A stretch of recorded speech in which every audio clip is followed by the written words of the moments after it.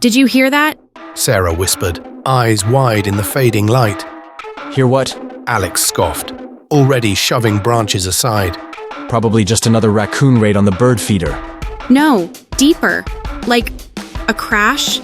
Sarah pushed through a thicket, revealing a mangled metallic object, partially buried in the undergrowth. Alex's eyes widened. Whoa, no way! Is that a spaceship? Sarah's voice barely a whisper. Inside the ship, blinking lights cast an eerie glow on a smooth obsidian device. Sarah reached out, her fingers tingling as they brushed its surface.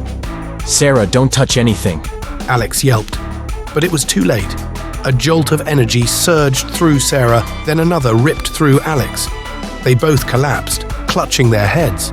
When Sarah opened her eyes, the woods looked different, sharper, more real. Alex? You okay? Alex groaned, clutching his forehead. Yeah, my head feels like it just exploded with ideas. Ideas? Like what? Like, is any of this real? Like, are we just programmed to think we have free will? Sarah blinked. Free will? What are you even talking about? The stupid questions the universe just downloaded into my brain. Alex snapped. Over the next few weeks, the Peterson household became a war zone of philosophical debates. Every breakfast conversation turned into an exploration of epistemology. How do we know anything? Sarah declared, spearing her cereal with fierce concentration. Because our senses tell us. Mr. Peterson offered, clearly flustered. But what if our senses are flawed? Sarah countered, brandishing a spoon like a skeptic's sword. Mrs. Peterson sighed, pinching the bridge of her nose. Kids, please. Can we just have normal conversation for once?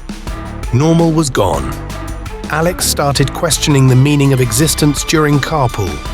Sarah spent evenings lost in thought experiments about the nature of reality. The final straw came when Sarah refused to go to soccer practice. Why bother? She argued. What's the point of chasing a ball around a field if we're all just pre-programmed meatbags?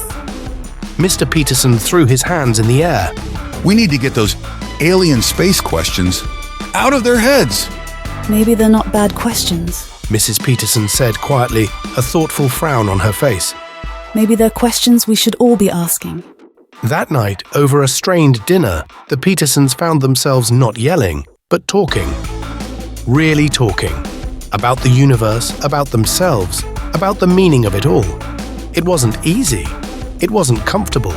But thanks to a crashed spaceship and a jolt of existential electricity, the Petersons were finally having a conversation that mattered. And the next day, soccer was fun. Not because it made dollars or cents, but because it didn't have to. It had 3 for all. Is any of this real? Like, are we just programmed to think we have free will?